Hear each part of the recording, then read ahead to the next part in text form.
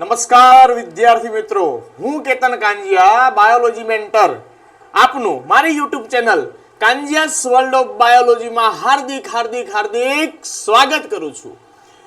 તો વિદ્યાર્થી મિત્રો, 2 થી 2.5 મહિના હવે બાકી છે બોર્ડની એક્ઝામના, અને વિદ્યાર્થીઓનો એક પ્રશ્ન હતો કે સર એમસીક્યુ કેવી રીતે કરવા, એમસીક્યુ માટે શું આપણે સ્ટ્રેટેજી અપનાવી, એમસીક્યુ ને સોલ્વ કેવી રીતે કરવા, એ અમારા પ્રશ્નો છે સાહેબ.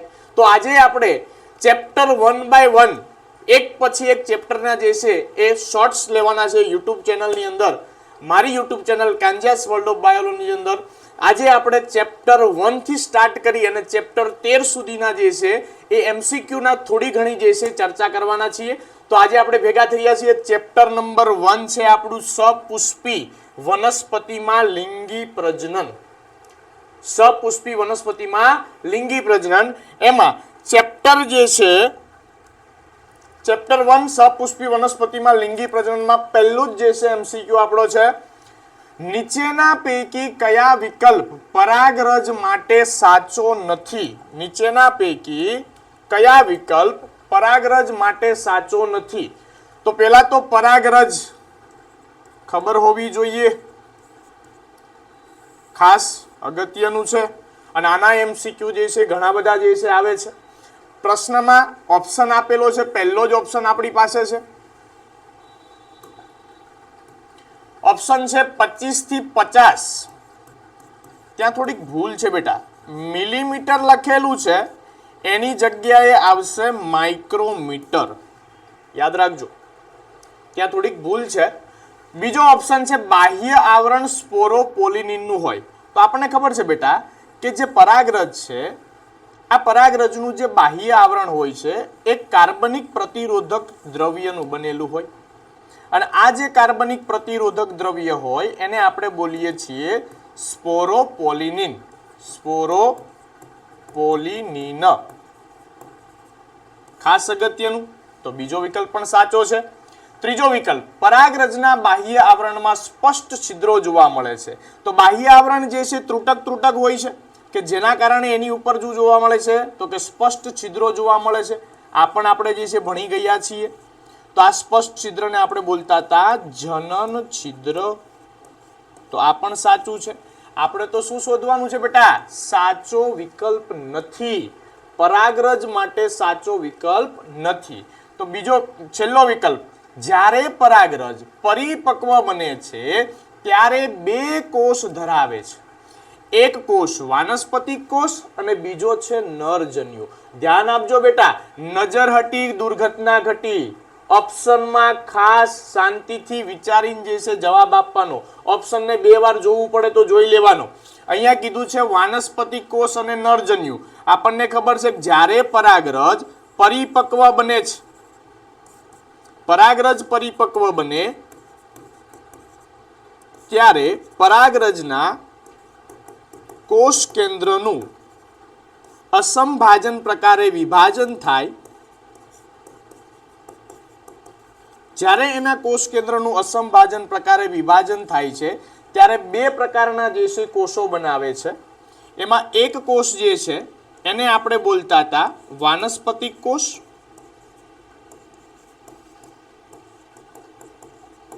અને જે બીજો કોષ બનતો હતો એને આપણે બોલતા હતા જનન કોષ. જનન કોષ. બેટા અહીંયા શું લખેલું છે, નરજન્યુ.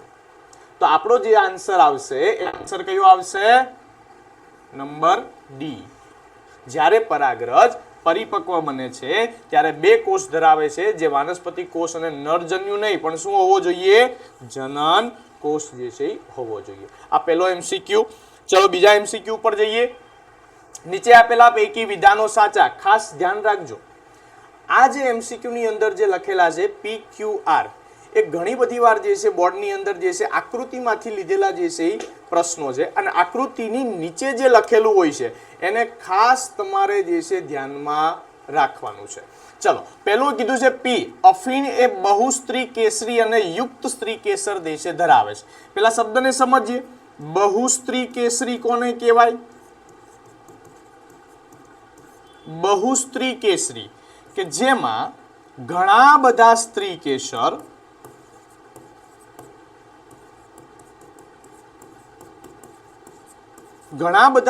કેસર જોવા મળે તો એને આપણે કહીશું બહુસ્ત્રી કેસરી. પછી બીજો શબ્દ લખ્યો છે યુક્ત સ્ત્રી કેસરી.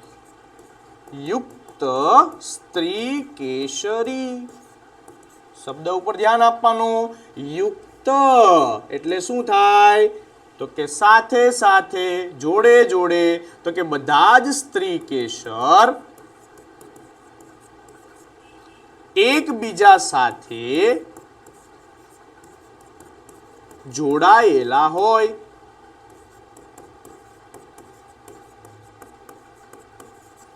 તો આ જે લખેલું છે અફીણ, અફીણ જે છે એ બહુસ્ત્રી કેસરી હોય છે અને યુક્ત સ્ત્રી કેસર જે છે ધરાવે છે. તો પહેલો જે છે PMCQ જે છે સાચો છે. ચલો બીજો જોઈ લઈએ કે સ્ફોટિસ્તર લઘુ બીજાણુ માતૃકોષને પોષણ પૂરું પાડે છે. ચલો ચલો ચલો બેટા ધ્યાન આપો. લઘુ બીજાણુ ધાનીની રચના તમને ખ્યાલ છે, યાદ છે કે પહેલું સ્તર આવે એને આપણે બોલતા હતા અધિસ્તર, બીજું સ્તર આવે અધિસ્તર કે જેના 3 થી 5 સ્તરો જે છે આવેલા હોય. એના પછી કયું સ્તર આવે?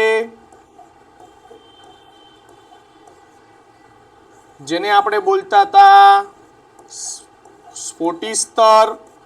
સ્ફોટિસ્તર તમને ખબર હોય તો કે આ સ્ફોટિસ્તર જે છે એના 3 નામ હતા. સ્ફોટિસ્તરને કહેવામાં આવે તંતુમય સ્તર પણ, અને બીજું બોલવામાં આવે એન્ડોથેસિયમ સ્તર. શબ્દ યાદ રાખજો, એન્ડોથેસિયમ. સ્ફોટિસ્તર, તંતુમય સ્તર અને એન્ડોથેસિયમ સ્તર. આનું કાર્ય શું હતું? તો કે સ્ફોટિસ્તર જે છે એ સ્પેસિફિકલી પરાગ આશયના સ્ફોટન માટે જવાબદાર છે. તો જ્યારે પરાગ આશયનું સ્ફોટન કરવું હોય તો પરાગરજ એમાંથી મુક્ત થવાની છે. તો પરાગ આશયના સ્ફોટન માટે જવાબદાર છે આ તો સ્તર. પણ અહીંયા શું લખેલું છે બેટા? તો કે લઘુ બીજાણુ માતૃકોષને પોષણ પૂરું પાડે. હવે તમને ખ્યાલ છે કે પોષણ પૂરું પાડવા માટે કયું સ્તર જવાબદાર હોય? તો કે તમને ખ્યાલ છે પોષક સ્તર,